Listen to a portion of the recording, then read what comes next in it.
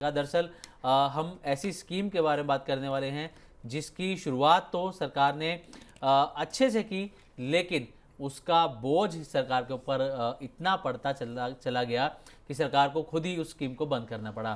दरअसल physical gold में निवेश कम हो, इसी उद्देश्य से 2015 में सोवरेन गोल्ड बॉन्ड यानी कि एसजीबी की शुरुआत की गई थी। ये स्कीम कुछ ही सालों में काफ़ी पॉपुलर होगी और स्कीम इतनी पॉपुलर होगी कि ये धीरे धीरे सरकारी खजाने पर ही बोझ बनती जा रही थी, जिसके बाद सरकार ने इससे पीछा छुड़ाने का मन बना लिया। सोवरेन गोल्ड बॉन्ड की जो आखिरी किस्त है वो फरवरी 2024 में जारी की गई थी। उस समय सोने का भाव 6,263 रुपये प्रति ग्राम था। फरवरी 2025 के बजट के बाद केंद्रीय वित्त मंत्री निर्मला सीतारमण ने बताया कि एसजीबी की नई किस्त अब जारी नहीं की जाएगी। हालांकि जो पुराने सब्सक्रिप्शंस हैं वो जारी रहेंगे। ऐसे में सवाल यह है कि अगर सरकार इस स्कीम को बंद नहीं करती तो आज क्या होता। 1-2 साल में किस तरीके से गोल्ड का जो पूरा खेल है वो बदल गया है, इस पर हम प्रवीण सर से बातचीत करने वाले हैं। तो प्रवीण सर, पहले आपसे यही जानना चाहते हैं कि अगर एसजीबी आज भी चल रही होती और पिछले 1.5 से 2 साल में हमने जिस तरीके से गोल्ड के रेट बढ़ते हुए देख रहे हैं हम, तो आपको क्या लगता है कि ये स्कीम सर कहाँ पर होती और सरकार की स्थिति क्या होती इस स्कीम के बाद? नहीं, देखिए, एसजीबी स्कीम अगर फरवरी 2024 में जब सरकार ने इनफॉर्मली इसको लास्ट बार जारी करने के बाद से कोई किस्त इसकी जारी नहीं की, परचेज करने के लिए आपको कोई विंडो नहीं खोली। पहले साल में 2-3 दफ़े इसकी विंडो खुला करती थी, सरकार अनाउंस करती थी, एसजीबी का आरबीआई बेसिकली इसको लेकर आया था। तो खैर इस स्कीम में अगर सरकार इसको कंटिन्यू करती या दोबारा सरकार इसको शुरू करती है तो इसमें 2 कम से कम बड़े काम सरकार को करने होंगे या आरबीआई को करने होंगे। पहली सरकार की जो गलती थी इस यहाँ पे इस स्कीम में वो थी 2.5% का ब्याज, जो पहले 2.25% था, फिर बाद में घटा के 2.5% किया गया, 2015 में स्टार्ट की गई थी। पहली सरकार को इस पे जो विराम लगाना पड़ेगा वो साहब 2.5% का जो ब्याज देने का ऑफर सरकार ने किया। अब जो एग्जिस्टिंग चल रही हैं किस्तें उन पे तो सरकार को देना ही पड़ेगा, क्योंकि वो सरकार ने एक तरह से सोवरेन गारंटी उस पर दी हुई है। तो 2.5% का एक तो इंटरेस्ट वो ओवर एंड अबव ऑफ आपका जो एग्जिस्टिंग जो गोल्ड का प्राइस है उसके है। तो एक तो ये 2.5% का ब्याज सरकार की जेब पे भारी पड़ गया। दूसरी चीज जो मुझे लगता है, अब अगर सरकार गोल्ड की एसजीबी लेकर आती है, स्कीम लेकर आती है, तो सरकार जितने ग्राम का मान लीजिए गोल्ड का सब्सक्रिप्शन आपको दे रही है परचेस करने का, आप मान लीजिए 10,000 रुपये गोल्ड में सरकार के पास लगा रहे हैं, सरकार उतने ही कीमत का गोल्ड अपने पास खरीद कर रखेगी। ठीक वैसे ही जैसे ईटीएफ में होता है। तो एक तरह से एसजीबी ईटीएफ की शक्ल ले लेगा बेसिकली, लेकिन उसकी मैच्योरिटी हो सकता बाद की हो। लेकिन अब अगर ईटीएफ की शक्ल लेकर या सरकार को अपने पास गोल्ड खरीदना है तो ये वो पर्पस को सॉल्व नहीं करेगा जिस पर्पस से सरकार असल में इस स्कीम को और एक और स्कीम जो गोल्ड मोनेटाइजेशन स्कीम थी उसको सरकार लेकर आई थी।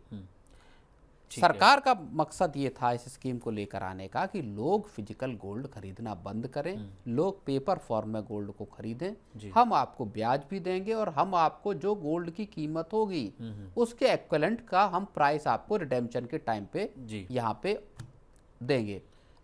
तो लोग तो इस स्कीम में माला माल हो गए। बहुत सारे लोगों को अंदाजा भी नहीं होगा कि गोल्ड इस तरह से यहाँ से कहाँ पहुँचेगा। और मैं ये मानता हूँ कि सरकार को भी इस बात का इल्म या अंदाजा नहीं था कि गोल्ड में सरकार की इतनी तकरीबन 1.25 लाख करोड़ रुपए का सरकारी खजाने पर बिना वजह का बोझ इस पर पड़ा इस स्कीम के चलते। बिल्कुल, मतलब सरकार को भी इस बात का अंदाजा नहीं और था। वो बिल्कुल 100% सरकार को और आरबीआई दोनों को इस बात का अंदाजा नहीं था कि ये स्कीम उनकी जेब पर इतनी भारी पड़ने वाली है। बिल्कुल।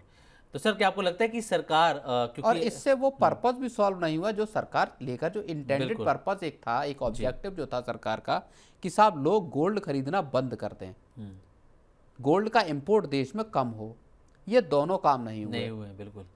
लोगों की ज्वेलरी इतनी, गोल्ड या ज्वेलरी जो भी आप कह लीजिए, इतना महंगा है।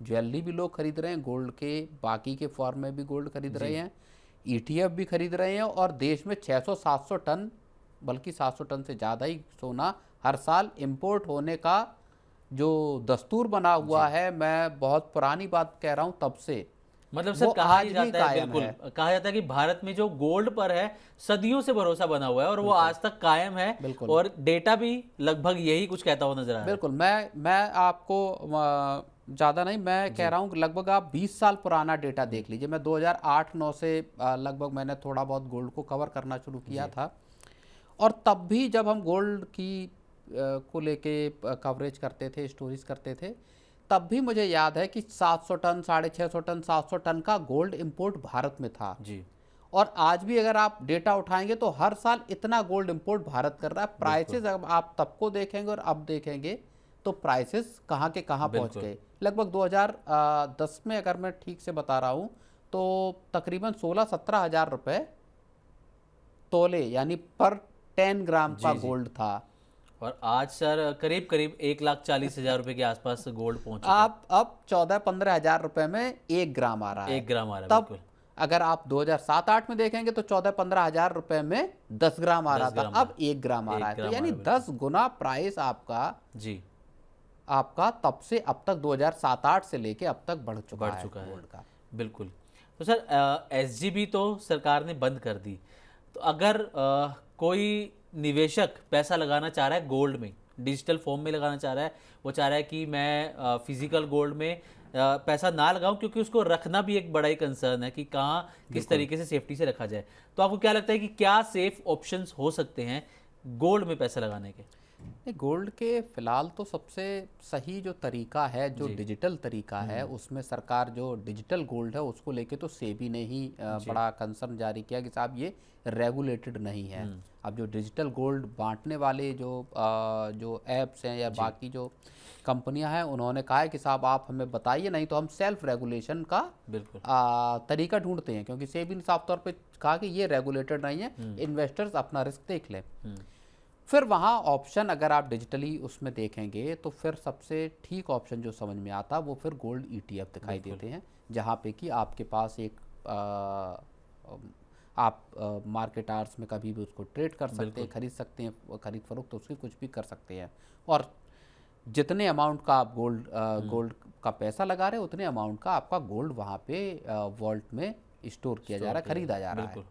तो ये आपके पास एक ऐसा ऑप्शन है जहाँ पे कि आप एश्योर हो सकते हैं, आपका पैसा एक तरह से सेफ माना जा सकता है। वॉलेटिलिटी अलग बात है कि जो अब गोल्ड के दाम ही क्रैश कर जाएं तो फिर आपको वो जो लॉस है वो बेयर करना होगा। बिल्कुल।